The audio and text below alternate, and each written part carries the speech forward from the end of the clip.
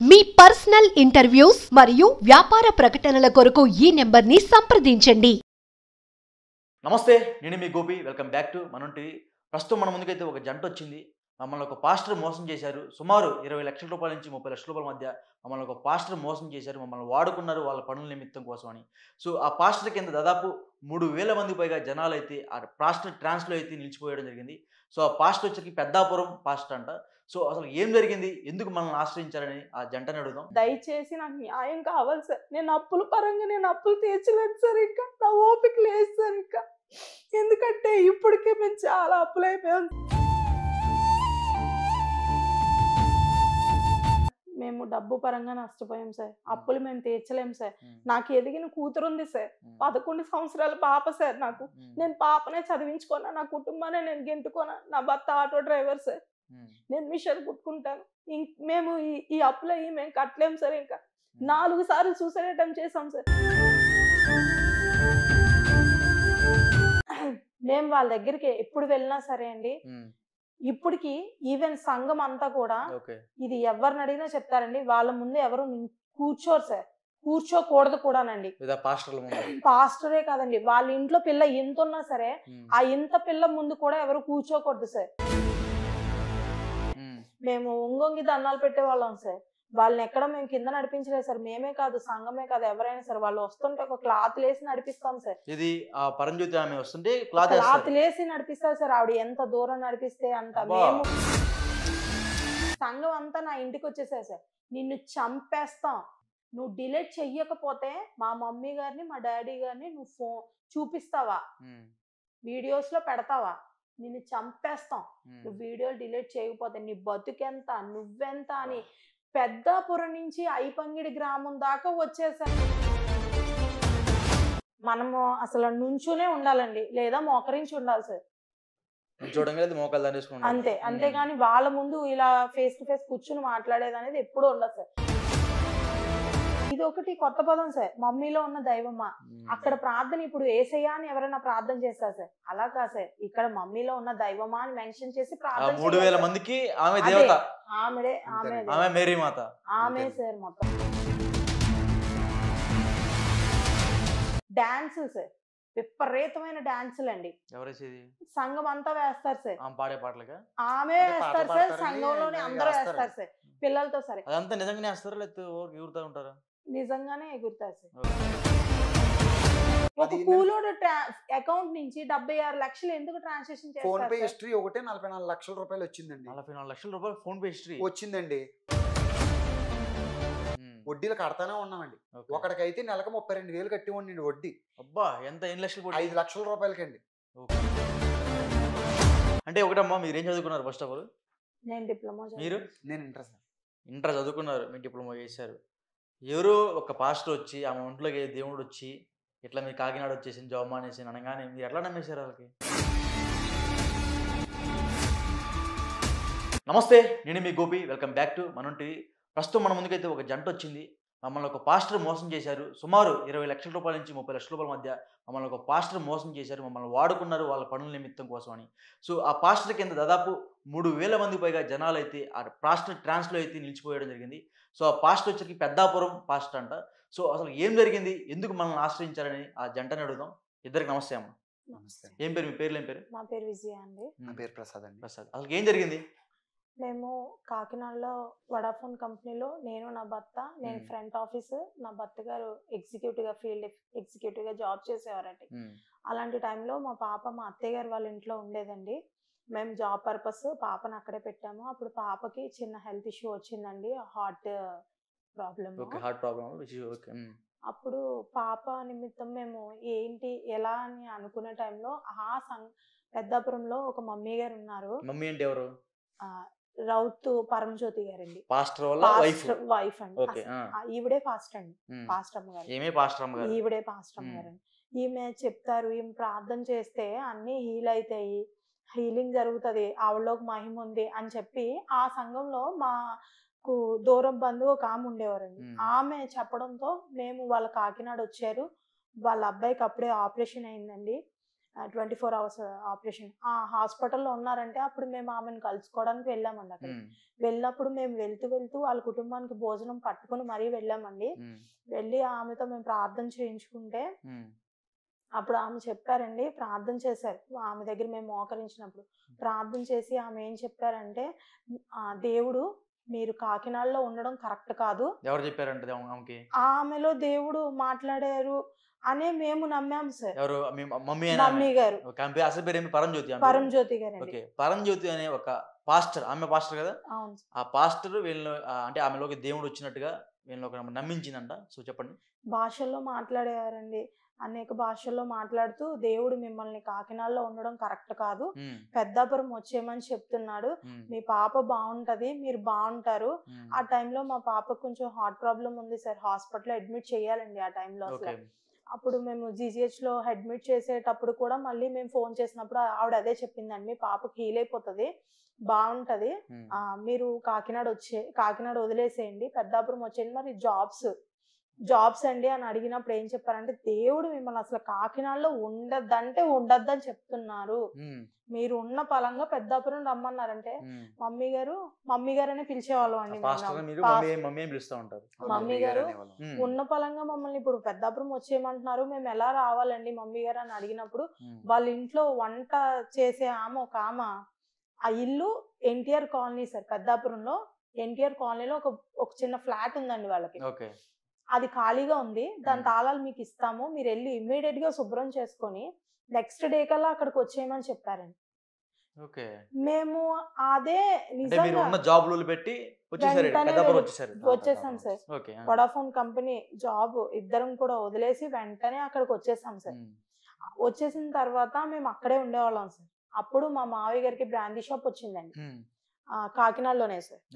అయితే మా బాబాయ్ గారికి కాకినాడలో బ్రాందీ షాప్ లో జాబ్స్ ఉన్నాయి, వేకెన్సీ, మన షాప్ లే కదా బయట పెట్టుకోవడం ఎందుకంటే మా మావయ్య గారు అప్పుడు మాకు చెప్పడంతో మళ్ళీ మరి మేము మానేమని చెప్పారు, మళ్ళీ వాళ్ళు ఏం చేయాలో మేము అడగాలి కదండి.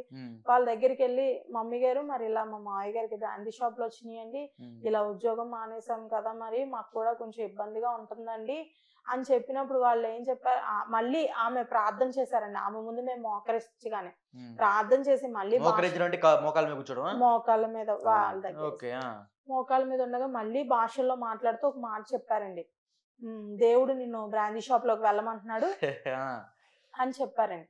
చెప్పినప్పుడు అంటే మీరు చెప్పారా ఆ పాస్టర్ కి బ్రాందీ షాప్ విషయం చెప్పారా? అంటే మరి అక్కడ నుంచి ఇక్కడికి వచ్చేసాం కదా సార్, అందువల్ల మళ్ళీ అడిగాం సార్ మమ్మీ గారిని, మరి ఏం చేయమంటారండి మమ్మీ గారు, మాకు ఇబ్బందిగా ఉంది, మా మావయ్య గారు మాకు కవర్ పెట్టారు, ఇలా బ్రాందీ షాప్ ఉంది, మీరు రాండ్రా పని చేసుకున్నాయి, మీ మావయ్య గారు కవర్ పెట్టి ఇదే విషయం మమ్మీకి చెప్పారు. చెప్తే వెంటనే ఆమె సరే మళ్ళీ భాషల్లో మాట్లాడుతూ దేవుడు మిమ్మల్ని వెళ్ళమన్నారు, చేసుకోండి అని చెప్పారండి. ఈయన మళ్ళీ కాకినాడ పెద్దాపురం నుంచి up and down 2 years up and down చేశారు సార్. ఏది అంటే మేము వాళ్ళని ఒక దేవుడి లెక్క, వాళ్ళు ఏం చెప్తారు జరుగుతుంది, దేవుడి లెక్క మేము వాళ్ళని కొలిసేవాళ్ళం సార్. మమ్మీ గారిని, డాడీ గారిని, వాళ్ళ ఇంట్లో కుటుంబ సభ్యులు వాళ్ళ పక్క నుంచి వెళ్తుంటే మేము ఒంగొంగి దండాలు పెట్టేవాళ్ళం సార్. వాళ్ళని ఎక్కడ మేము కింద నడిపించలేదు సార్, మేమే కాదు సంఘమే కాదు ఎవరైనా సార్, వాళ్ళు వస్తుంటే ఒక క్లాత్ లేసి నడిపిస్తాం సార్. ఇది పరంజ్యోతి ఆమె వస్తుంటే క్లాత్ లేసి నడిపిస్తారు సార్, ఆవిడ ఎంత దూరం నడిపిస్తే అంత. మేము కూడా అదే ట్రాన్స్ లో ఉండేవాళ్ళం సార్. మేము వాళ్ళు అలా చెప్పడంతో ఈయన అప్ అండ్ డౌన్ చేసుకునేవాళ్ళు సార్. ఆ 2 years తర్వాత మా మావయ్య గారికి బ్రాందీ షాప్ లో అయిపోయినాయి సార్. అయిపోయిన తర్వాత మరి అప్పుడు గవర్నమెంట్ కి హ్యాండ్ ఓవర్ అయిపోయింది కదా సార్, ఖాళీ అయిపోయాయి సార్. గవర్నమెంట్ మరి బ్రాందీ షాప్ లో అయిపోయిన తర్వాత ఏం చెయ్యాలని మళ్ళీ ఒక 2 months ఖాళీగా ఉన్నాం సార్. మరి దేవుడు ఏం చెప్తాదే సరే మళ్ళీ ఆమె దగ్గరికి వెళ్ళాం సార్. వెళ్ళినప్పుడు ఆమె ఏం చెప్పారంటే, ఎందుకు ఈ 2 months గ్యాప్ వచ్చిందంటే సార్, మనకి ఆమె వెళ్ళినప్పుడు వెంటనే మనకి దొరకరు సార్, బిజీ ఉంటారా. అసలు మమ్మీ గారిని కలవాలి అంటే కొంచెం టైం పడుతుంది సార్. వాళ్ళు చెప్తారు సార్, వాళ్ళు చెప్తారు ఆ టైంలోనే మనం కలుసుకోవాలండి, అపాయింట్మెంటే తీసుకో ఆ లెక్కే సార్. ఇంకా ఆమె మళ్ళీ 2 నెలల తర్వాత కలుసుకున్నప్పుడు ఆమె ఒక మాట చెప్పారండి, దేవుడు నిన్ను అద్దాటో తీసుకొని ఆటో తీసుకోమంటున్నారు, అద్దాటో తీసుకోమని చెప్తున్నారని. నిజంగా అలాగే 300కి అద్దెకి దింపారు సార్ ఆటో. తీసుకున్నా సార్. ఆటో అద్దెకి తీసుకున్నాను. మీరు తీసుకున్నారు ఆటో అద్దెకి? నేను ఆటో అద్దెకి తీసుకున్నానండి. తీసుకున్న తర్వాత అలాగా నేను అద్దెకి ఆటో వేసుకునేవాడిని. అంటే షాప్ అయిపోయింది కదా, ఇలాగా బ్రాందీ షాప్ ఆపేసి ఆటో నడుపుకుంటున్నారు. 300 రూపాయలకి డైలీ అద్దెకి తీసుకున్నాను. అద్దెకి తీసుకుంటే నేను తిరుగుతున్నాను, లోకల్ సర్వీస్ తిరుగుతున్నాను. తిరుగుతుండే వాళ్ళ హస్బెండ్ గారి వ్యాపారం కదండి. మమ్మీ గారు వాళ్ళ హస్బెండ్ రౌత్ సూరిబాబు గారు. మమ్మీ గారు హస్బెండ్ అంటే ఇప్పుడు పాస్టర్ వాళ్ళ హస్బెండ్. వ్యాపారం. ఆయన పేరేం పేరు? రౌత్ సూరిబాబు. అయితే ఆయన దగ్గరికి నేను వెళ్తా ఉండేవాడిని. ఆయన ఏంటి వ్యాపారం ఏంటి? ఆయన ఉల్లిపాయల వ్యాపారం, బంగాళదుంపల వ్యాపారం అండి, అల్లం, పచ్చిమిర్చి అండి. అంటే ఈయనకి హోటల్స్, కాయగూరల దుకాణాలు బయట ఉంటాయి కదండి, వాళ్ళకి సప్లై చేస్తారన్నమాట.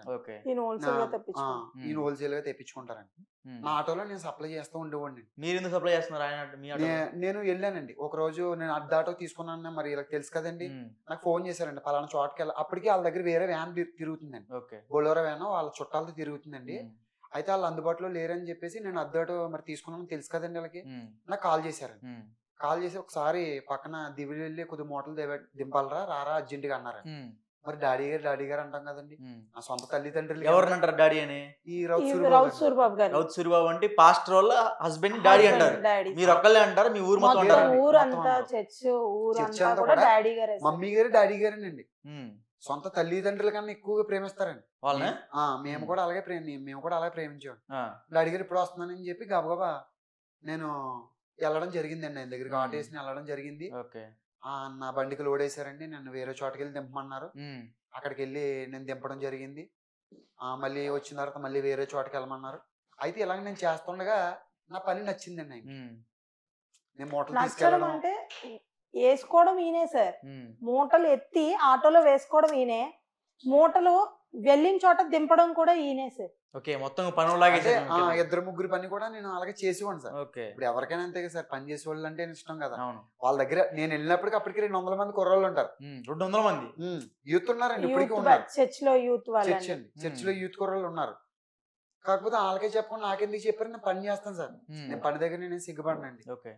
నా పని చూసారండి, చూసి నేను అలాగా కంటిన్యూ అయ్యాను సార్. ఆయన దగ్గర ఒక నెల 15 రోజులు అలాగ 2 నెలల వరకు నేను కంటిన్యూ అయ్యాను అద్దె బండిలో.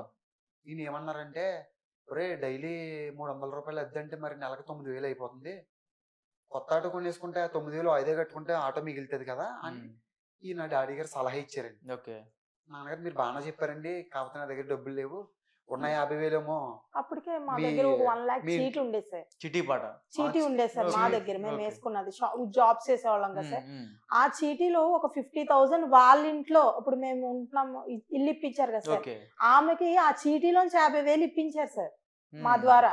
ఆవిడకి ఏదో అవసరం అయితే మాకు అద్దె లేకుండా పాస్టర్ ఇంట్లో వంట చేస్తున్నా ఇల్లు ఇప్పించారు కదా సార్ మాకు, ఆమెకు 50,000 ఇప్పించారు సార్ మాతో. ఆవిడకి 50,000 ఇవ్వడం వల్ల మా దగ్గర ఉన్న డబ్బులు లేవు. ఆ విషయం నేను చెప్పానండి. 50,000 ఎందుకు ఇచ్చారు మీరు? ఇంటి మీద అద్దె లేకుండా ఉండేవాళ్ళం. 750 రూపాయలు అద్దె అండి, మనం 50 రూపాయలు 50,000 ఇచ్చేవండి ఆవిడకి, అద్దె లేకుండా ఇచ్చామంట. ఆవిడ ఏదో కష్టంలో ఉన్నారంటే, మేము కష్టంలో ఉన్నాం అనుకున్నప్పుడు, కాకపోతే ఆవిడ కష్టం అనేటప్పటికి చీటీ ఉంది కాబట్టి ఇచ్చామండి. ఈయనేమో ఇలాగన్నారండి, తీరా చూస్తే మన దగ్గర డబ్బులు లేవు. నాన్నగారు నా దగ్గర డబ్బులు లేవండి అంటే, సరే అయితే సాయంత్రం మీ ఆమెను తీసుకుని ఇంటికి రా అన్నారు వాళ్ళ ఇంటికి. అప్పుడు నేను అంటున్నాను, నా భార్యను తీసుకుని వెళ్ళడం జరిగిందండి. వెళ్ళే వరకు కూడా నాకు ఈయన ఇలా చేస్తారని తెలియదు, నేను అనడం జరిగింది. ఈ మాట అంతా చెప్పిన తర్వాత డబ్బులు లేవన్న తర్వాత సాయంత్రం మీ ఆమెను తీసుకుని రారా అన్నారండి.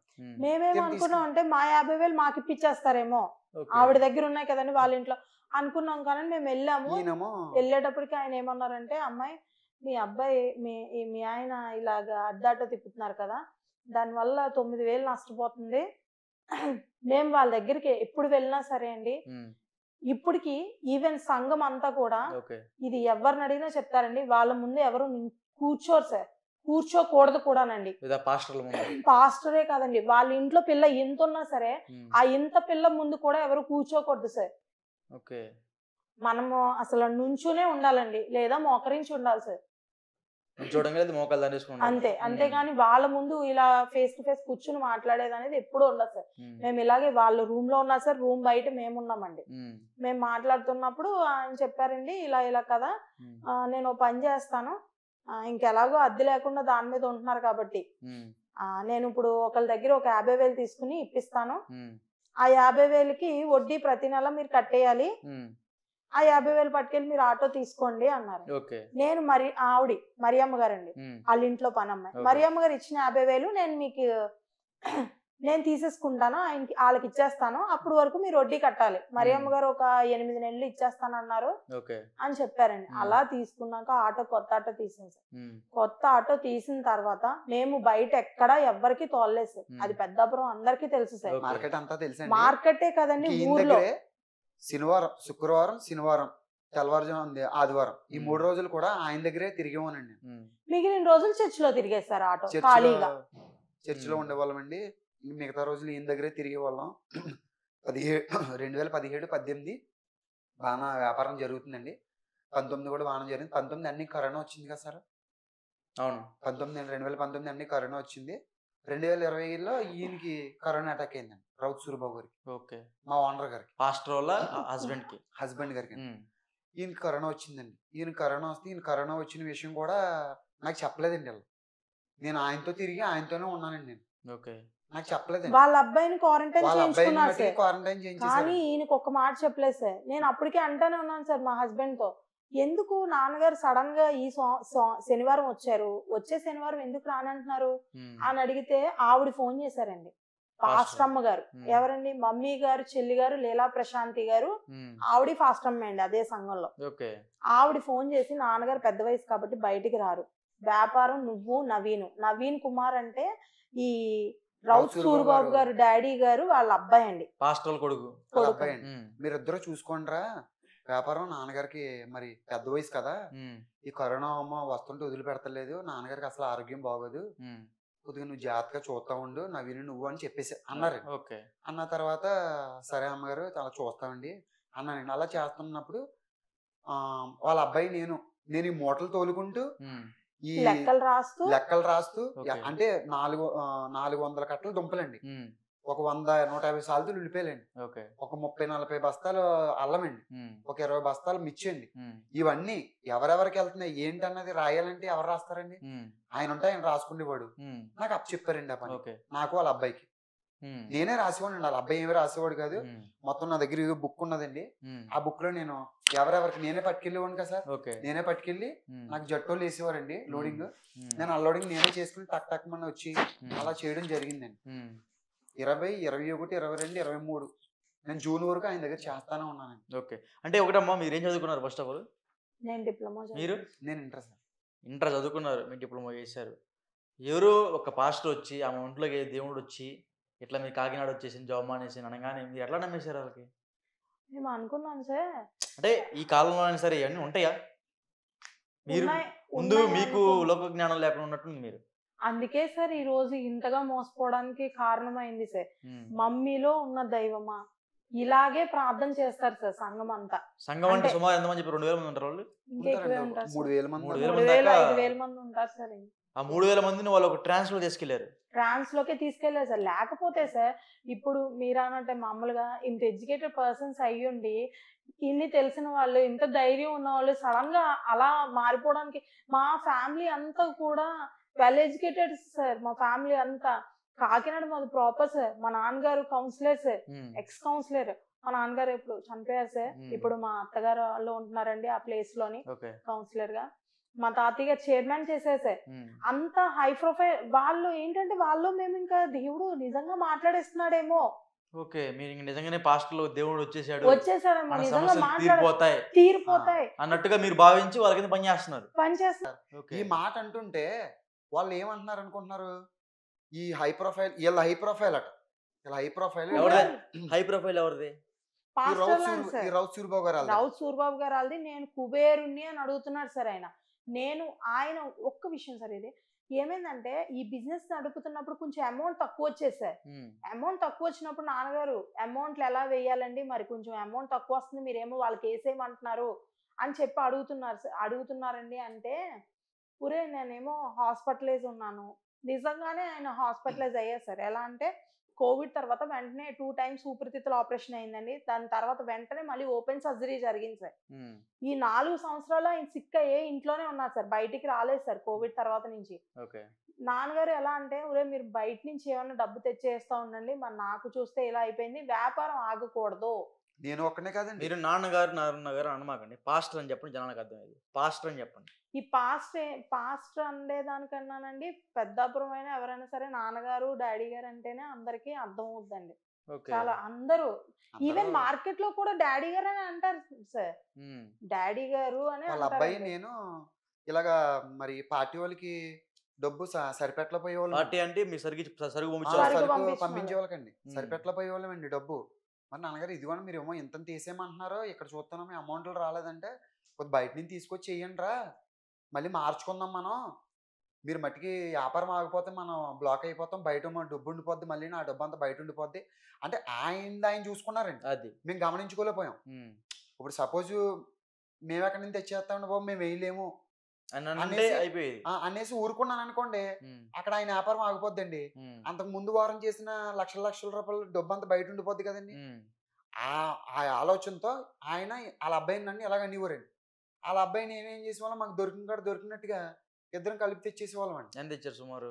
మేము అలా బిట్ల కింద 22 లక్షల రూపాయలు తెచ్చింది సార్. వాళ్ళ అబ్బాయి ఒక 30-40 తెచ్చారు సార్. వాళ్ళ అబ్బాయి కూడా అప్పులు అయిపోయారండి. అయితే ఇప్పుడు పెద్ద మనుషుల్లో పెడుతున్నప్పుడు వాళ్ళ అబ్బాయిని ఎంటర్ చేయట్లేదండి. ఇక్కడ వాళ్ళ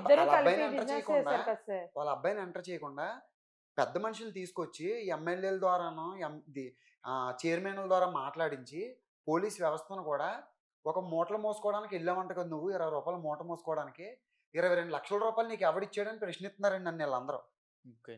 అర్థమైంది సార్? 22 లక్షల రూపాయలు నీకు ఎవరిచ్చారని అడుగుతున్నారండి.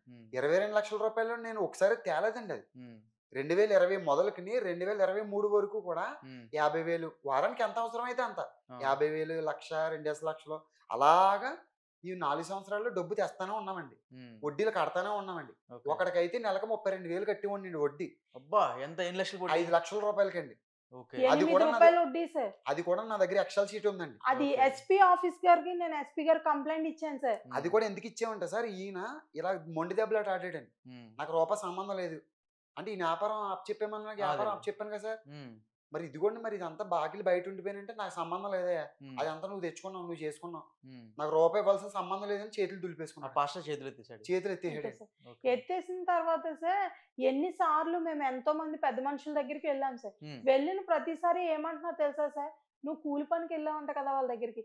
సరే సార్, మేము కూలి పనికే వెళ్ళాను సార్, నేను ఒప్పుకుంటాను. వాళ్ళు పిలిస్తేనే కదా సార్ నేను వెళ్ళాను. సరే, అది కూడా పోనీ నేను పిలవలేదని వాళ్ళు అబద్ధం ఆడితే మనం ఏం చేయలేం సార్. ఒక కూలివాడు మామూలుగా సార్ 20 రూపాయలు మూటలు మోసే కూలోడు ఇంత పని ఏముంది సార్ అసలు? కూలోళ్ళకి ఎందుకు సార్ ఈ లెక్క అసలు? ఇప్పుడు 20 రూపాయలు మూట మోసుకుంటాకి వెళ్ళినాడు, ఆ 20 రూపాయలు మూటతోనే వచ్చేస్తాడు కదా. ఈ లెక్కలన్నీ ఎందుకు సార్ అసలు? ఈ లెక్కలన్నీ ఎందుకు సార్ అసలు?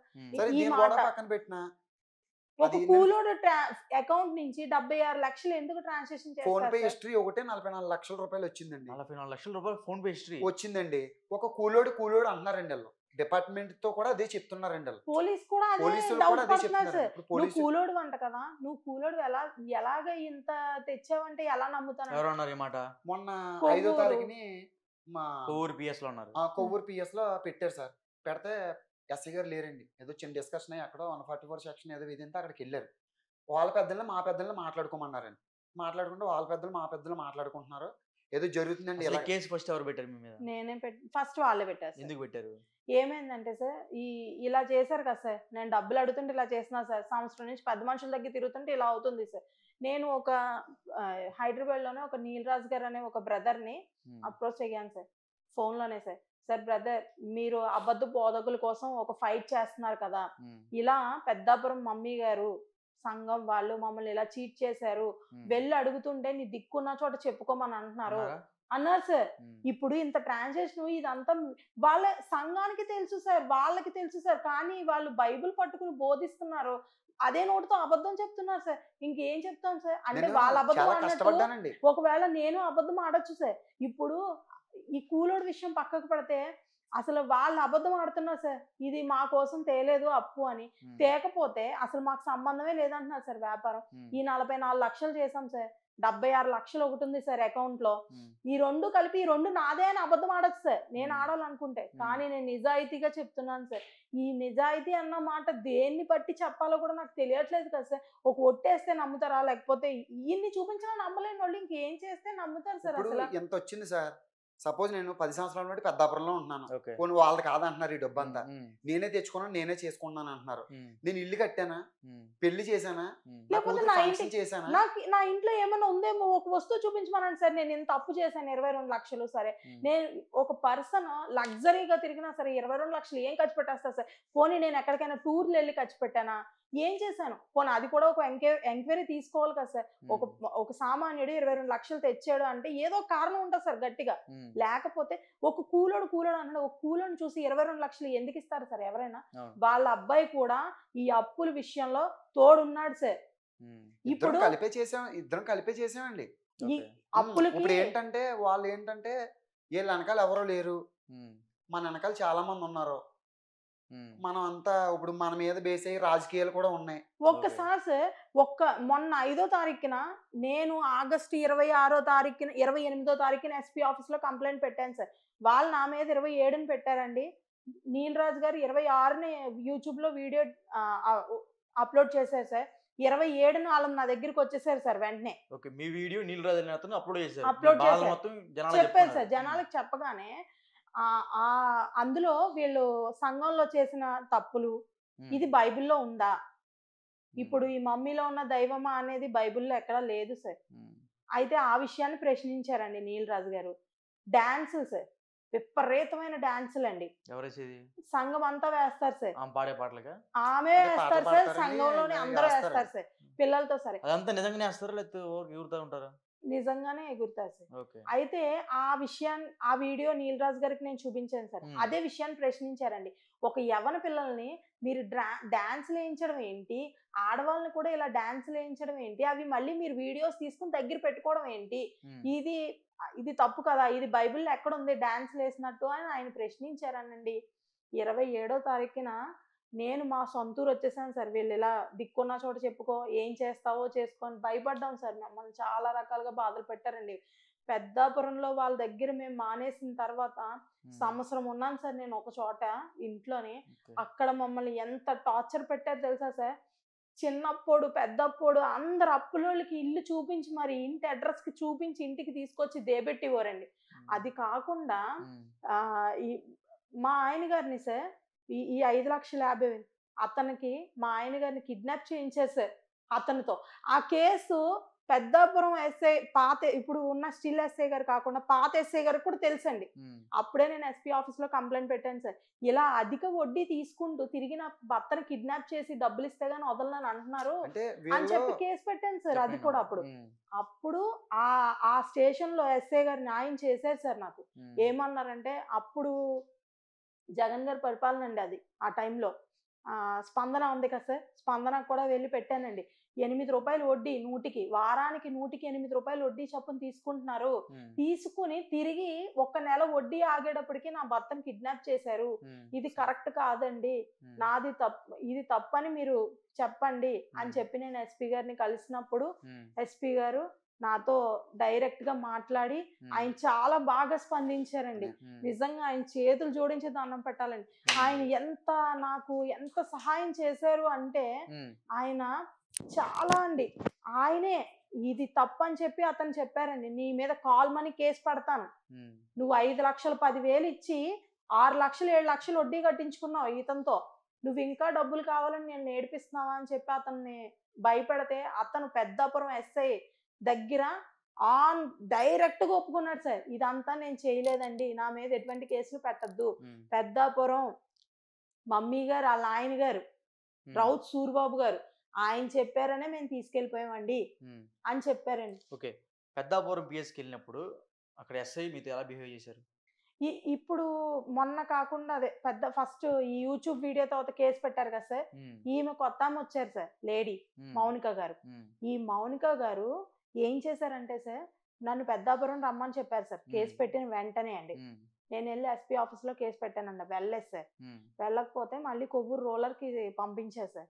కొవ్వూరు రోలర్కి పంపిస్తే కొవ్వూరు రోలర్ ఎస్ఐ గారు ఏమన్నారంటే ఇదంతా ఈ సరౌండింగ్లో జరగలేదు కాబట్టి నువ్వు వెళ్ళి పెద్దాపురం వెళ్ళమ్మా అంటే, సార్ నాకు పెద్దాపురంలో థ్రెడ్ ఉందండి, నేను వెళ్ళాను సార్ పెద్దాపురం అని చెప్పినప్పుడు వాళ్ళు ఏం చేశారంటే అండి, సరే పెద్దాపురం రానంటున్నారు కదా మీరు, ఓ పని చేయండి అమ్మా, పెద్దాపురం స్టేషన్లో కెమెరాలు అన్నీ ఉన్నాయి, మీకు ఎటువంటి భయం ఉండదు, డైరెక్ట్ వెళ్ళి స్టేషన్లో కూర్చోండి, మీకు ఏదైనా అయితే నేను విడిచిపెట్టను వాళ్ళని కూడా, మీరు వెళ్ళండి, భయం లేదని చెప్పి ధైర్యం చెప్పి పంపించారండి. పంపించినప్పుడు నేను పెద్దాపురం ఎస్ఐ గారు, నాకు కొవ్వూరు ఎస్ఐ గారు సెప్టెంబర్ 10వ తారీఖు నాతో మాట్లాడారండి. ఎస్ఐ గారితో కూడా మాట్లాడారు పిలిపించమని. సెప్టెంబర్ 17 వరకు టైం తీసుకున్నారండి పెద్దాపురం ఎస్ఐ గారు మమ్మల్ని పిలిపించడానికి. పెద్దాపురం ఎస్ఐ గారు సెప్టెంబర్ 17 నన్ను పిలిపించి నేను నా భర్త ఇద్దరు పెద్ద మనుషులు తీసుకురమ్మన్నారండి. మా అన్నయ్య గారిని మా బావగారిని తీసుకుని వెళ్ళానండి, మా మరిది గారిని తీసుకుని వెళ్ళినప్పుడు ఎన్ని రకాలుగా ఒక నిజంగా అనకూడదు సార్, ఒక ఆడవాళ్ళు స్టేషన్కి వెళ్ళడం నా దృష్టిలో నేను తెలుసుకున్నది ఇప్పుడు ఈ ఆగస్టు నెల నుంచి పరిగెట్టిన విధానాన్ని బట్టి చెప్తున్నానండి, ఒక ఆడవాళ్ళు స్టేషన్కి వెళ్ళడం అనేది చాలా పెద్ద పొరపాటు అన్న విషయాన్ని తెలుసుకున్నాను సార్ నేను. ఎందుకంటే ఒక ఆడ వ్యక్తిని కూడా చూడకుండా ఆ రూమ్ లో ఒక 15 మంది దాకా ఉన్నారండి ఎస్ఐ గారి రూమ్ లో. నన్ను పిలిపించినప్పుడు ఎవరో 15 మంది వాళ్ళు సార్, వాళ్ళు 15 మంది ఉంటారు సార్. మా హస్బెండ్, నేను, మా మరిది గారు, మా బావగారు, మా అన్నయ్య అండి. మిగిలిన వాళ్ళందరూ వాళ్ళోళ్ళే సార్. నేను స్టేషన్ లోపలికి అసలు అదే సార్ నేను కూడా అడుగుతున్నాను, సంఘంకి వెళ్తే ఎందుకు సంబంధం నాకు అర్థం కావట్లేదు సార్. అసలు నేను ఎస్పీ ఆఫీస్ లో కంప్లైంట్ పెట్టడానికి కారణం కూడా ఇదే సార్. సంఘం అంతా నా ఇంటికి వచ్చేసారు సార్, నిన్ను చంపేస్తాం, నువ్వు మమ్మీ గారు నీల్ రాజు గారు వీడియో డిలీట్ చేయాలంటండి యూట్యూబ్ లో, నువ్వు డిలీట్ చెయ్యకపోతే మా మమ్మీ గారిని మా డాడీ గారిని నువ్వు చూపిస్తావా, వీడియోస్ లో పెడతావా, నిన్ను చంపేస్తాం, నువ్వు వీడియోలు డిలీట్ చేయకపోతే నీ బతుకెంత, నువ్వెంత అని పెద్దాపురం నుంచి ఐపంగిడి గ్రామం దాకా వచ్చారు సార్ 15 మంది. ఆ విషయం ఎవ్వరికి అనవసరం అంటే సార్ ఎస్పీ గారు కంప్లైంట్ పెట్టాను సార్. పెద్దాపురం పిఎస్ లో మౌనిక గారు మీతో ఎలా బిహేవ్ చేశారు ఆ రోజు? నేను వెళ్ళగానే సార్ అక్కడ మొత్తం ఇలా లైన్ గా కుర్చీలేసారు సార్. వాళ్ళందరూ ఫాస్టర్ గారి కుటుంబం అండి, అంటే రౌత్ సూరిబాబు గారి కుటుంబం సభ్యులందరికీ కుర్చీలేసారు సార్. నన్ను నా భర్తని నేరస్తులుగా పక్కన నుంచోబెట్టారు సార్. నుంచోబెట్టి మౌనిక గారికి నేను పెట్టిన కంప్లైంట్ విషయం వదిలేశారు సార్. నేను దేవని పెట్టానంటే కంప్లైంట్, వీళ్ళు నా పెద్దాపురం నుంచి పంగిడి రావాల్సిన కారణం ఏంటి, యూట్యూబ్ నీలరాజు గారిది, నీలరాజు గారు డిలీట్ చేయాలి. సరే ఒకవేళ అది నా బాధే కాబట్టి అది నిజమే కదా, దాని విషయంలో నేను పోరాడుతున్నాను, నాకు న్యాయం కావాలి అని అడిగితే అదేమో అవసరం లేదండి సార్. పెద్దాపురం ఎస్ఐ గారికి వీడియో ఒకటే డిలీట్ చేయాలంట. నువ్వు వీడియో డిలీట్ చేస్తావు, వెళ్ళిన దగ్గర నుంచి వచ్చేదాకా ఒకటే సార్. మమ్మల్ని స్టేషన్ లోపలికి ఫోన్లు పట్టుకెళ్ళినవ్వలేదు సార్. లోపల ఎస్ఐ గారి రూమ్ లోకి వాళ్ళందరూ ఫోన్స్ తెచ్చుకున్నారు సార్. అది అంటే వాళ్ళు హై ప్రొఫైల్ కాదు సార్ కాబట్టి వాళ్ళని కూర్చోబెడతారు సార్, ఏమన్నా చేస్తారు సార్. ఒకటే సార్, వాళ్ళతో ఎంతో కూల్ గా మాట్లాడుతున్నారు సార్. నన్ను మాత్రం నిన్ను బొక్కలో వేస్తాను, నిన్ను బొక్కలో వేస్తాను సార్. నాకు పోలీస్ వాళ్ళ మీద ఏం కోపం లేదు సార్, బాధ ఉంది సార్. ఎందుకంటే ఒక ఆడదాన్ని కదా సార్, అంతమంది మగోళ్ళలో నువ్వు బొక్కలు వేస్తాను బొక్కలు వేస్తాను బొక్కలు వేస్తాను ఒక 20-25 టైమ్స్ యూజ్ చేశారు సార్ అదే మాట. నువ్వు దీన్ని అర్జెంట్ గా తీసుకెళ్ళి లోపలే, బయట ఉన్న కానిస్టేబుల్ సార్ దీని నోరుగా నిలబడింది అనుకో తీసుకెళ్లి లోపలేసే, దీని నోరుగా నిలబడింది అనుకో అర్జెంట్ గా స్టేషన్ లో ఉన్న కేసులన్నీ దీని మీద ఫైల్ చేసి లోపలేసే. అంటే నిజంగా అన్నా సార్, ఒక మాట చెప్పను సార్, ఉంది సార్.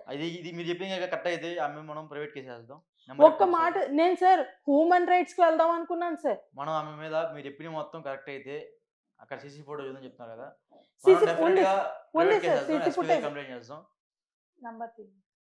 సార్. అది కాకుండా ఇంకో మాట అన్నా సార్, నువ్వు నీ స్టేటస్ ఏంటో తెలుసా అసలు, నీ స్టేటస్ ఏంటి, నువ్వు వీళ్ళతో పెట్టుకున్నావేంటి అని అడుగుతున్నా సార్. స్టేటస్ చూసి పోలీస్ స్టేషన్ కి వెళ్తారా సార్? నేను తెలుసుకున్న నిజం అంటే వాళ్ళలాగా ఒక వెనకాల హై ప్రొఫైల్ పెట్టుకుని స్టేషన్కి వెళ్ళాలేమో సార్. నేరం జరిగిన తర్వాత ఒక 10-15 మంది దగ్గరికి వెళ్ళి మీరు రండి అని నేను ఎత్తుకుని వెళ్ళి అక్కడ కూర్చోబెట్టి అప్పుడు న్యాయం చేయమనాలా సార్. పోలీస్ స్టేషన్లో ఒక ఆడవాళ్ళు, నేను ఈ మాట అడిగాను సార్ మేడంని, మీరు నన్ను లోపల వేస్తానన్నారు కాబట్టి వెయ్యండి లోపల, సరైన కేసు చూపించి వెయ్యండి, నేను లోపలికి వెళ్ళిపోవడానికి సిద్ధమే అంటే, ఇలా వచ్చేస్తావు అనుకుంటున్నావా? సంవత్సరం రానివ్వను నిన్ను, 2 సంవత్సరాలు రానివ్వను, దాని తర్వాత మళ్ళీ 3 సంవత్సరాలకి వేస్తాను.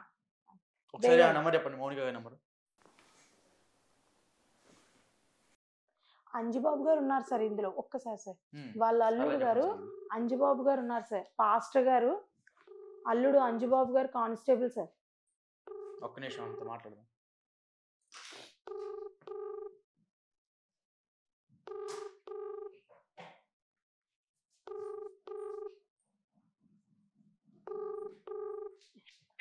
హలో చెప్పండి మేడం. నమస్తే మేడం, నా పేరు గోపి, మనం టీవీ యాంకర్ని, హైదరాబాద్ నుంచి మాట్లాడుతున్నాం. చెప్పండి. మీరు ఒక చిన్న ఇష్యూ మేడం, ఇక్కడ పెద్దాపురంలో డాడీ మమ్మీ ఒక పాస్టర్స్ గురించి ఒక ఇద్దరైతే మా దగ్గర వచ్చారు మోసపోయారని. సో వాళ్ళు మీ స్టేషన్కి వచ్చినప్పుడు వాళ్ళతో మీరు నెగ్లిజెన్సీగా మాట్లాడారంట, నిజమేనా? అంటే మీకు ఇష్యూ ఏమైంది నాకే తెలియదు, కానీ విషయం ఏంటంటే మనకి క్లియర్ గా తెలుసా మీకు? ఏంది మేడం? క్లియర్ కట్ గా తెలుసా మీకు? తెలుసు మేడం, చెప్పండి. నాకు తెలిసినంత వరకు ఈ మమ్మీ చర్చిలో ఉన్న ఇది ఎవరైతే పాస్టర్ గారు ఉన్నారో ఆ పాస్టర్ గారి హెల్త్ బాగోపడం వల్ల ఆయన చేసే వ్యాపారాన్ని ఇతనికి ఇచ్చినట్టు, ఇతనికి ఇచ్చినప్పుడు ఏం జరిగింది, ఏదో అమౌంట్ లైవ్ లో ఉన్నానా, మరి నాకు అలా ఎందుకు, నేను పోలీస్ డిపార్ట్మెంట్ అలా ఎందుకు మరి? కాదు మేడం, జనాలు తెలియదు కదా, ఇప్పుడు మీ ఎమ్మెల్యే గారు సపోర్ట్ ఉంటుంది, ఇప్పుడు ఎమ్మెల్యే గారితో మాట్లాడతాం. మీరు ఏమని పోలీస్ స్టేషన్ లో బొక్కలు వేస్తామని చెప్పారంట, మీరు మీ ప్రైవేట్ కేసు చేస్తాం ఇప్పుడు, ఈరు కోట్ల పడతారు కదా. దేని గురించి ఏం జరిగిందో మీరు ఒక్క నిమిషం మేడం, మీరు మీకు శాలరీ చెప్పిన తర్వాత కాదు, చెప్పండి చెప్పిన తర్వాత చెప్పండి. విడిగా మాట్లాడితే బాగుంటుంది, అలా మాట్లాడితే కరెక్ట్ కాదు కదా. ఊళ్ళో ఉన్నాను పైగా, చెప్పండి. ఒకసారి లైవ్ అనేది ఆపేసి నేను క్లియర్ కూడా చెప్పిన తర్వాత నేను చెప్పిన అవునో కాదు తెలుసుకుని మాట నాకేం ఇష్టం లేదు, నేను చేసి తప్ప ఒప్పాలి, నేను మాట నాకు ఎన్నో విషయం దానిలో.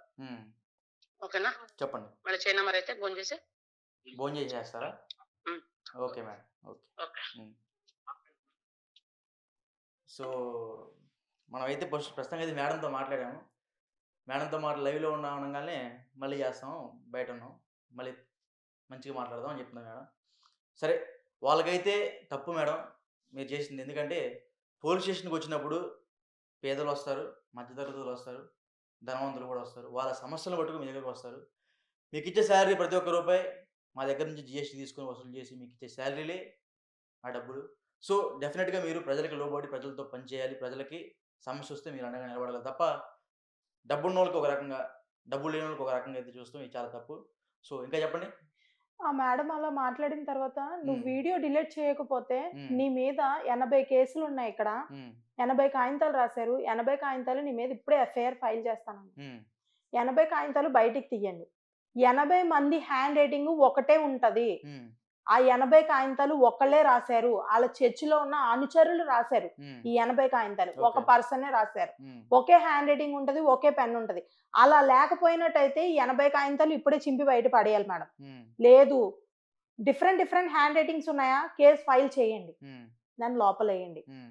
ఒకసారి ఆ కాగితాలు తీసి నాకు చూపించండి, నా మీద 80, ఇప్పుడు నేను స్టేషన్కి వెళ్ళాను సార్, 80 కాగితాలు నాకు చూపించాలి కదా సార్, నా మీద కేసు ఫైల్ అయిన కాగితాలు అవేమి బయటికి మళ్ళీ కోపడ్డారండి ఆవిడ మళ్ళీ నువ్వేం చూసుకుని రెచ్చిపోతున్నావే, అసలు ఏంటి నీ వెనకాల ఎవరున్నారు? లెగిసిపోయి వెంటనే లెగిసిపోయారు సార్. అసలు నాకు అక్కడ ఒకటే అర్థం కాలేదు సార్, ఇప్పుడు ఆవిడ ఒక స్త్రీ, ఈవిడ ఒక స్త్రీ, ఇప్పుడు మొగోళ్ళు అంటే వేరేగా ఉంటుంది సార్. ఒక స్త్రీ అయి ఉండి ఆవిడ అక్కడ కనీసం స్త్రీకి ఇవ్వాల్సిన గౌరవం కూడా అక్కడ అని మాట్లాడు సార్, ఇప్పుడు రెస్పెక్ట్ లేకుండా మాట్లాడు. నిజంగా ఆమె ఒంటి మీద యూనిఫామ్ చూసి నేను గౌరవించాను సార్. ఇప్పుడు మామూలుగా ఒక ఆడవాళ్ళు దెబ్బలాడుకుంటే చాలా సేవ్యంగా ఉంటుంది సార్. ఆవిడ నువ్వేం చూసుకుని రెచ్చిపోతున్నావే, నీ వెనకాల ఎవరున్నారు, ఏంటి నీ పొగరు, అసలు లోపలే అని అడుగుతున్నావు, లోపలేస్తే ఇవన్నీ వద్దు కానీ నువ్వు వీడియో డిలీట్ చేసి వీడియో డిలీట్ చేస్తే అప్పుడు చైర్మన్ సూర్యరాజు దగ్గర గారు కూర్చోబెట్టి ఏంటన్నది సెటిల్ చేస్తాం అని లెగిసారండి పైకి. లెగిసి మళ్ళీ మా మిస్సెస్ అన్నారు, దేనికి డిలీట్ చేయాలి మేడం, అసలు వచ్చిన కానించి వీడియో అని పెట్టుకున్నారు, వీడియో పట్టుకున్నారు, వీడియోలో నేను చెప్పింది కూడా ఉన్నది కదా, అది మీరు విన్నారా అని అడిగిందండి. వినాల్సిన పని ఏం లేదు, డిలీట్ చేయ ముందు వీళ్ళ ఫ్రేమ్ పోతుంది నీ వల్ల అని అడుగుతున్నా. స్టేటస్ ఏంటి అసలు, వాళ్ళ స్టేటస్ ఏంటి, వాళ్ళతో నీకేంటి, నువ్వు అసలు ఎవరితో పెట్టుకుంటున్నావు నీకు తెలుసా? ఈ ఎస్ఐ మేడం ఇలా మాట్లాడితే నాకు చాలా నచ్చలేదు సార్. నేను వెంటనే స్టేషన్ లో 5 నిమిషాలు కూడా నిలబడకుండా బయటకు వచ్చేసాను సార్. బయటికి వచ్చేసి ఇంటికి వచ్చేసిన తర్వాత కొవ్వూరు ఎస్ఐ గారికి, మీరు నన్ను వెళ్ళమన్నారు, నాకు ఇలాంటి అన్యాయం జరిగింది, ఇలాంటి మాటలు మాట్లాడారు నన్ను మీ ఎస్ఐ గారు అని చెప్పడానికి వెళ్తే ఆ సార్ అక్కడ లేదు సార్. వాళ్ళు ఎమ్మెల్యే మాట చెప్పి తప్పించుకొని వస్తున్నారు పక్కకి.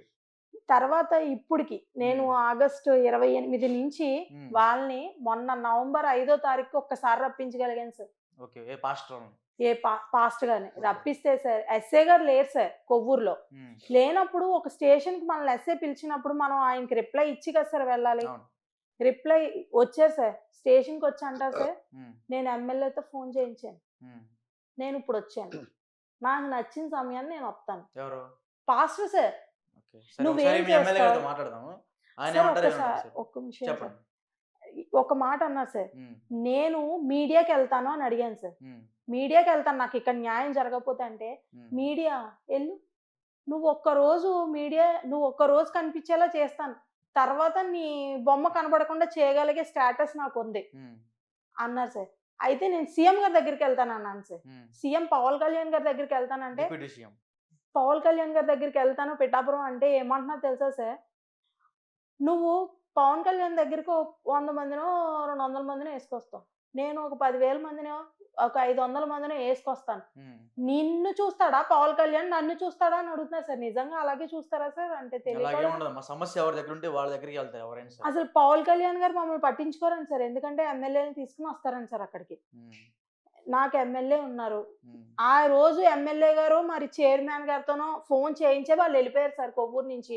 వాళ్ళు రావడం మా పెద్ద మనుషులకి మేము 5వ తారీఖున వాళ్ళు వచ్చారు సార్, మేము 28నో 29నో కంప్లైంట్. నేను అసలు మళ్ళీ కంప్లైంట్ పెట్టాను సార్, మాకు థ్రెడ్ ఉంది. మా పెద్దోళ్ళకి రాగానే ఒక మాట చెప్పారండి, వీళ్ళు చెప్పి చాలా రోజులు అవుతుంది కదండి ఎస్ఐ గారు, మీరు ఇప్పుడు వరకు ఎందుకు రాలేదని మా పెద్దోళ్ళు ఈయన అడిగారండి. రావు సూరిబాబు అడిగితే, అదే మా చర్చిలో చిన్న పండుగ ఉందండి, మేము ఎమ్మెల్యే గారితో చెప్పించామండి, ఎమ్మెల్యే గారితో మాట్లాడించి వాళ్ళు వచ్చామండి అని చెప్పి వాళ్ళు డిస్కషన్ స్టార్ట్ చేశారండి.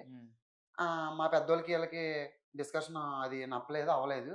ఎస్ఐ గారికి ఫోన్ చేశారండి మా పెద్దలు. ఎస్ఐ గారికి ఫోన్ చేస్తే ఎస్ఐ గారు అన్నారు, నేను 4 గంటల కల్లా వస్తాను, మీరు అప్పటి వరకు ఉండన్నా అని చెప్పారండి. 4 గంటల వరకు ఉండమని చెప్పారండి. వీళ్ళేమో ఉండవలసిన పని లేదు మాకు, మేము వెళ్ళిపోతాం, మాకు పనులు ఉన్నాయి అని వెళ్ళిపోయారు సార్. ఇప్పుడు మెయిన్ ఏంటంటే సార్, మాకు వాళ్ళ వల్ల థ్రెడ్ ఉంది సార్. తిరిగి చాలా తెలివిగా వాళ్ళు ఏం చేశారంటే అప్పుల్లో కూల్చేశారు సార్. లేకపోతే నాకు అప్పు చేయాల్సిన పని లేదు సార్. అసలు నాకెందుకు, ఇప్పుడు నేను ఒక బ్యూటిషియన్ సార్, మిషన్ కుట్టుకుంటాను, బోటిక్, నా భర్త ఆటో డ్రైవరు, మేము ఎంత హెచ్చుకి వెళ్ళిపోయినా సరే ఎక్కడ ఒక 22 లక్షలు తెచ్చి మేము ఏం చేసామనేది చూపించమనండి సార్, పోనీ అదైనా పర్వాలేదు సార్. ఏంటి దీన్ని ఏమంటారు, ఒక కూలోడు అస్తమాను ఇదే మాట సార్. కూలోడు ఫోన్ నుంచి ఎందుకు ఇంత ట్రాన్సాక్షన్ చేశారు, అప్పు తెమ్మన్న వాళ్ళు సార్, మమ్మల్ని పాడు చేసిన వాళ్ళు సార్. ఇంకా ఇంకా ఇంకా ఇంకా ఇంకా ఇంకా అలాగే మమ్మల్ని బాధపడుతున్నారు సార్. మాకు న్యాయం కావాలి సార్, మాకు థ్రెడ్ ఉంది సార్ వాళ్ళ వల్ల.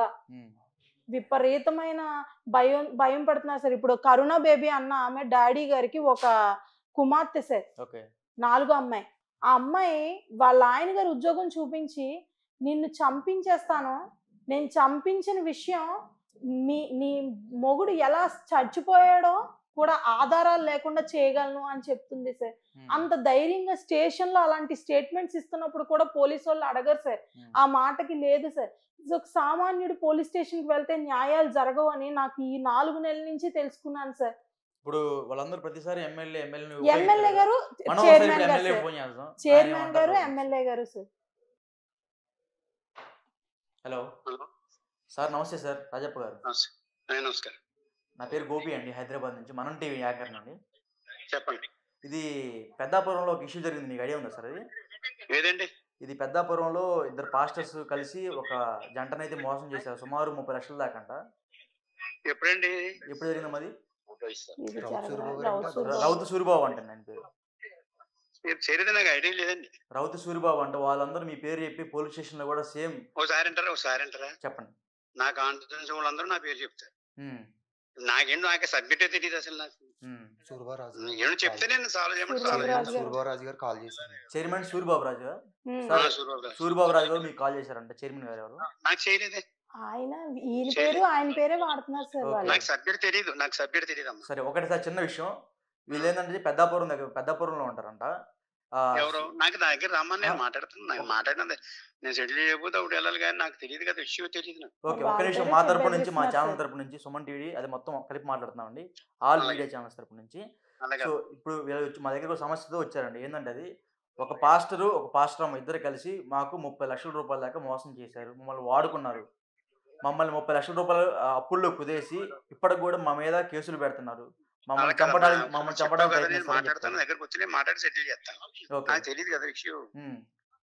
లోకల్ పెద్దాపురం ఎస్ఐ గారు కూడా వీళ్ళకి నెగిటివ్ గా మాట్లాడుతున్నారంట. రెస్పెక్ట్ ఇప్పుడు సబ్జెక్ట్ ఏంటో తెలియదు. ఇప్పుడు మీకు వచ్చి చెప్పారు కరెక్ట్ గా ఏంటన్నది ఎంక్వైరీ చేస్తే కానీ తెలియదు కదా. నేను ఎంక్వైరీ చేస్తాను, ఎంక్వైరీ చేసి చెప్తాను. స్టేషన్ లో సార్ ఫోన్ సార్ ఒకసారి వాళ్ళతో మాట్లాడతారు సార్, ఒక 1 మినిట్. సో ఎమ్మెల్యే గారు ఫోన్ కట్ చేశారు. సో ప్రస్తుతానికి అయితే ఎమ్మెల్యే గారి దగ్గరికి అయితే ఈ ప్రాబ్లం అయితే వెళ్ళలేదని చెప్తున్నారు. ఒకసారి నా దగ్గరికి రండి, నేను మాట్లాడి చెప్తా అంటున్నారు. సో ఎమ్మెల్యే గారు కూడా అట్లానే మాట్లాడుతుంటే ఇంకా వీళ్ళకి ఎవరు వీళ్ళని ఆదుకోగలరు? మన ఎమ్మెల్యే గారికి ఫోన్ చేసాం, ఎస్ఐ గారికి ఫోన్ చేసాం. ఎస్ఐ గారు అయితే నేను ఇంకా చెప్పేసింది లైవ్లో ఉండగానే తర్వాత చేస్తానండి, మీకు మళ్ళీ ఫోన్ చేసి మాట్లాడతాను చెప్పారు. బట్ రాజప్ప గారు అయితే మాత్రం విన్నారు కదా మీదే, ఒకసారి వెళ్ళి కలవండి, దగ్గరికి వెళ్ళి మాట్లాడండి. పెద్దాపురం వెళ్తే సంఘంతో కొట్టిస్తామని వాళ్ళు చెప్తున్నారు సార్. ఒకసారి ఎమ్మెల్యే దగ్గరికి వెళ్ళి పర్సనల్గా వెళ్ళి మాట్లాడండి. ఎమ్మెల్యేలు మీకు తెలిసే ఉంటుంది అదే ఊర్లో కాబట్టి, ఒకసారి వెళ్ళి మాట్లాడండి. మీ ప్రాబ్లం మొత్తం ఆయనతో చెప్పండి. ఇప్పుడు నేను మాట్లాడినా కదా, నెంబర్ ఇస్తా ఇప్పుడు ఎమ్మెల్యే గారికి, వెళ్ళి మాట్లాడండి. ఇట్లా హైదరాబాద్ నుంచి వచ్చామండి, పలానా సార్ ఇచ్చారని చెప్పండి. వెళ్ళి మాట్లాడండి, మీ సమస్య ఆయనతో క్లియర్ చేయండి. సార్ ఇప్పుడు ఓటులతోని న్యాయాలు జరుగుతాయా సార్? ఒక్క విషయం సార్, వాళ్ళు స్టేషన్ లో నా వెనకాల 10,000 మంది ఓట్లు, ఇప్పుడు ఎమ్మెల్యే గారికి అసలు విషయం తెలియదు అంటున్నారు సార్.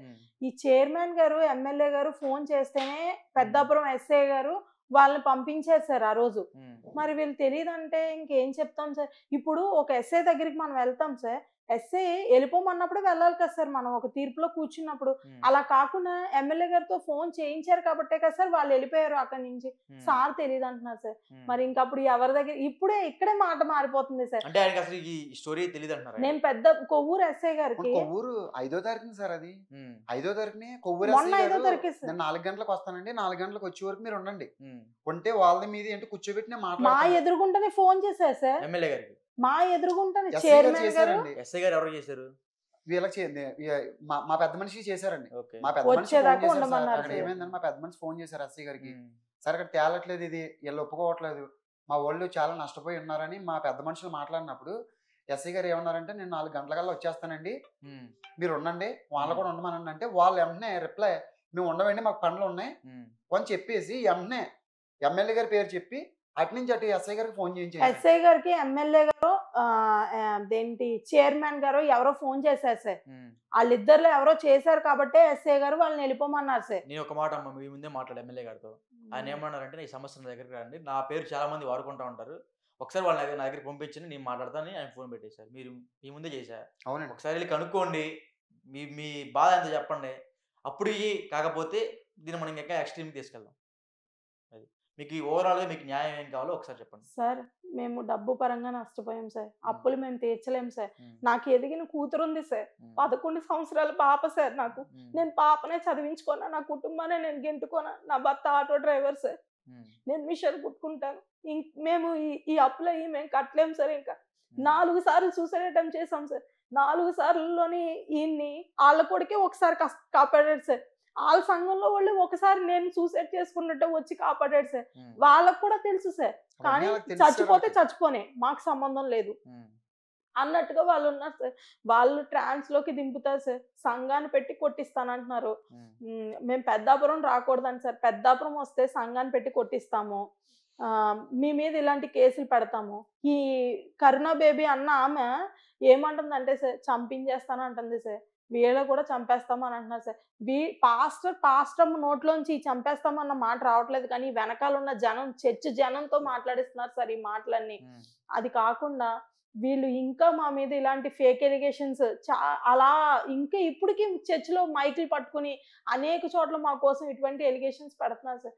దయచేసి నాకు న్యాయం కావాలి సార్. నేను అప్పుల పరంగా అప్పులు తీర్చలేను సార్. ఇంకా నా ఓపిక లేదు సార్. ఇంకా ఎందుకంటే ఇప్పటికే మేము చాలా అప్పులు అయిపోయాం సార్. ఆ 17 లక్షలకి ఇప్పటికీ వడ్డీలు కడుతున్నాను సార్. నేను కట్టలేను సార్. అలాగే నాకు థ్రెడ్ ఉంది సార్, చంపేస్తాను. ఇద్దరితో మాట్లాడా, ఎస్ఐ గారితో మళ్ళీ ఇంకోసారి మాట్లాడతా. మీరు వెళ్ళి ఒకసారి ఫస్ట్ ఎమ్మెల్యే గారితో పర్సనల్గా వెళ్ళి మాట్లాడండి. ఇంటికి వెళ్ళండి, నెంబర్ ఇస్తే వెళ్ళేటప్పుడు ఇట్లా జరిగింది ఇలా చెప్పండి, నేను మీకు బాగా చెప్పండి ఆయనతో. అప్పటికీ కాకపోతే దీన్ని వేరే రకంగా చేద్దాం, పర్సనల్గా ఒక లాయర్ని పెట్టి చేద్దాం దీన్ని. మీరు మాత్రం భయపడకుండా ఇంటికి వెళ్ళి ప్రశాంతంగా రేపు పొద్దున ఎమ్మెల్యేని మీట్ అయ్యే పని అయితే మీ కార్యక్రమం చేయండి, సరేనా? మీరైతే బాధపడమాకండి, అప్పులన్నీ తీరుతాయి, మీకు రావాల్సిన కూడా డెఫినెట్గా వస్తాయి, వచ్చేలాగా మేము చేస్తాం, ఓకేనా? ఓకే, నమస్తే అండి.